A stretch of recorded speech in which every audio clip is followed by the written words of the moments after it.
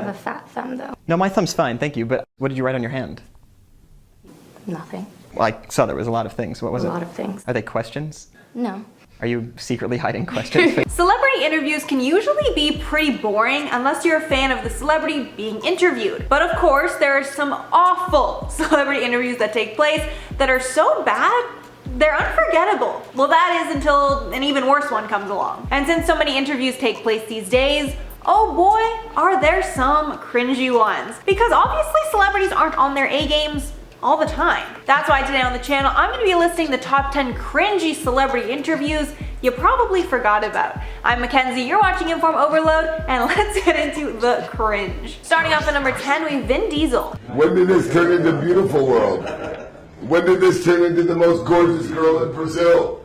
When did this turn into I love you? Thank you so much. If you're a fan of the H3 podcast, you're very familiar with this Vin Diesel interview because it's such an insane interview. They use sound bites from it on basically every one of their podcasts. The interview went down in 2016 at the Comic-Con experience in Brazil. The actor sat down with Brazilian journalist Carol Marina to promote his upcoming film, XXX Return of Xander Cage. But I don't think he actually said anything about the film basically the entire interview, because the entire interview he was just talking about how the reporter looked. Basically, right in the beginning of the interview, he blurts out, quote, "God, you're so beautiful." Then he goes to talk to the crew and says, "My God, she's so beautiful, man. Am I right or wrong? Look at her. How am I supposed to do this interview? Look at this woman. She's so beautiful. Talk to me, baby."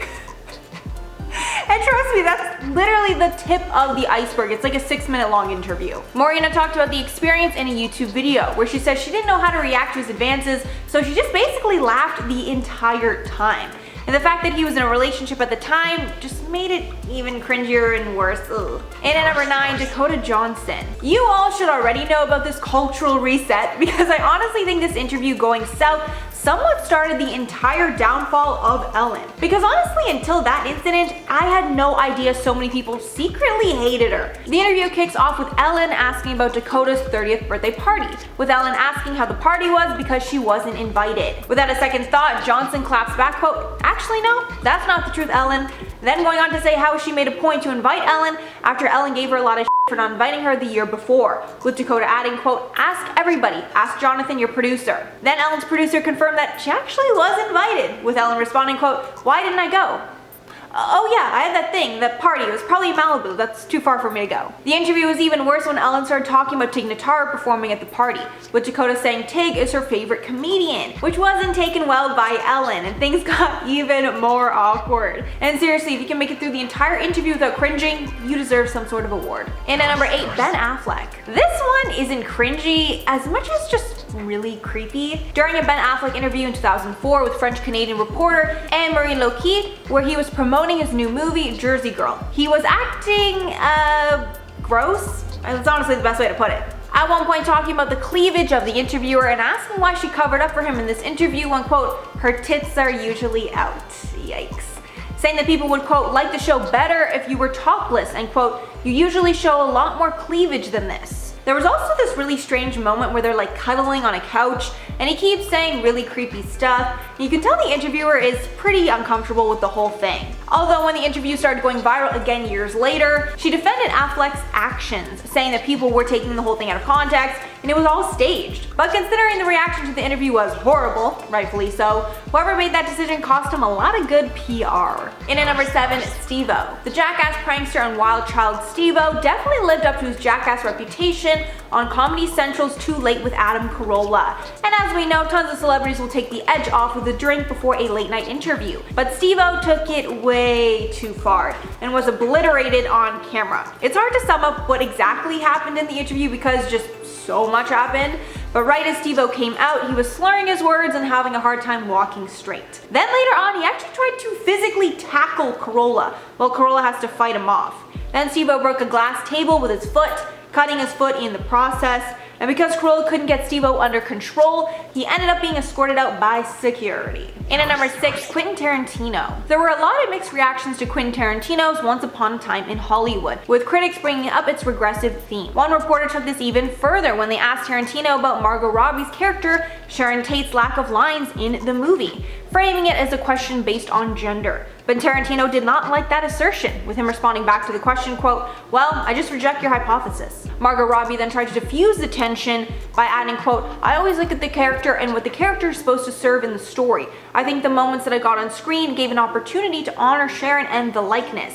I don't think it was intended to delve deeper. I think the tragedy ultimately was the loss of innocence. And to really show those sides of her, I think could be adequately done without speaking. I did feel like I got a lot of time to explore the character even without dialogue specifically." Halfway number 5, Cara Delevingne. This interview was a full-on train wreck. And part of the reason was probably that they referred to her as Carla Delevingne when they first introduced her. Cara was being interviewed to promote the new movie Paper Towns with Good Morning Sacramento. I think the interviewers here didn't mean offense with their questions, but Cara is clearly very sarcastic, so when she tried to be sarcastic, they took it as her being rude. And then Cara got irritated as the questions became more rude. So it was really just a downward spiral. The worst was when another guy hopped in the interview and flat out asked her why she wasn't more enthusiastic. The interview quickly ended, and one of the interviewers finishes it off by telling her, quote, "You seem a little irritated. We'll let you take a little nap and maybe get a Red Bull." Yeah, just really wasn't a good look for anybody involved. In at number 4, TJ Miller. This is another incident of a celebrity getting way too drunk for an interview, and the interviewer struggling to put on a decent interview because of it. While TJ Miller was on The Late Show with Stephen Colbert for an interview, he made a complete fool of himself.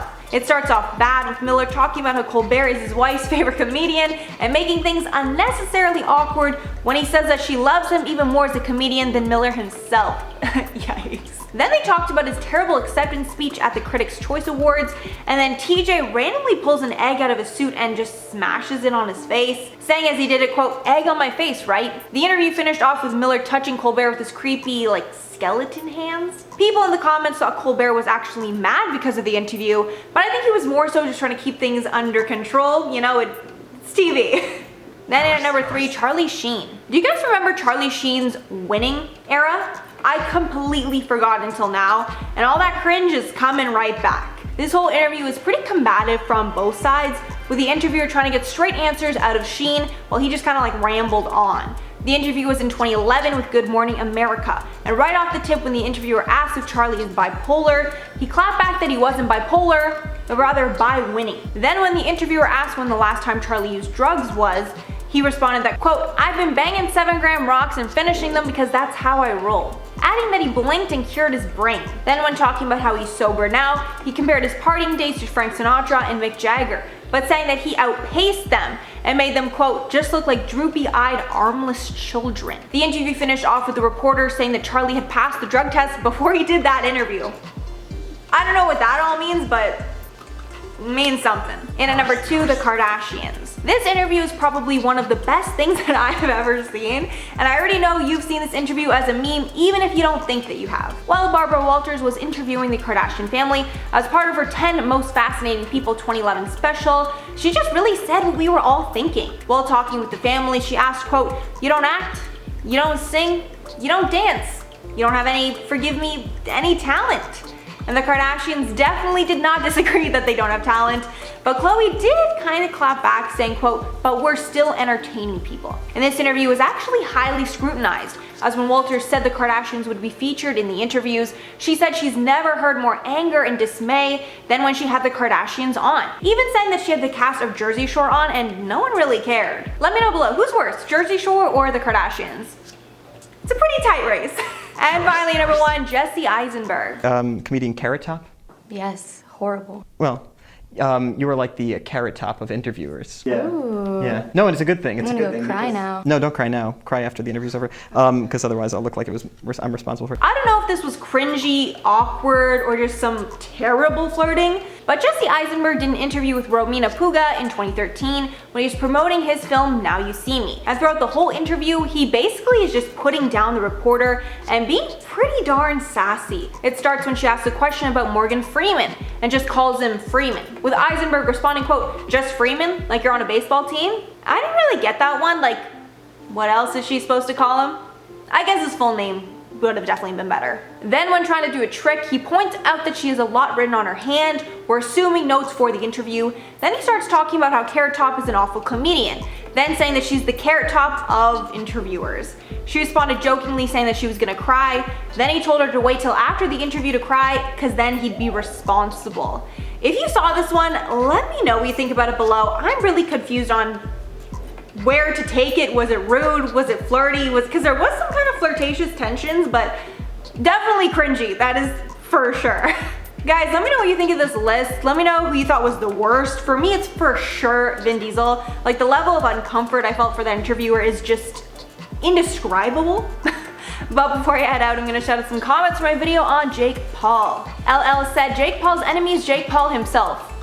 Really, that is a fact. Then Entitled Potato said, only 10, thought there'd be more. There definitely is more. Those were just the juiciest with the most, story to them. Then Vanessa said, Conor McGregor will totally take down Jake Paul. I feel the luck of the Irish will be on Conor's side. I feel like Conor would literally knock him out with like both hands behind his back. Don't ask me how that's possible. I feel like he could still do it. Then Dana said, at this point, I don't even think Jake Paul knows what he's even doing.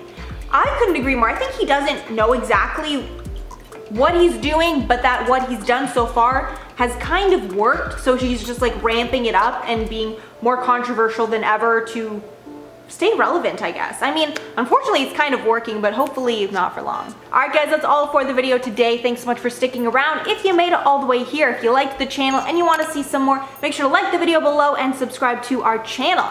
I've been your host, Mackenzie Smith, and I'll catch you all in the next one.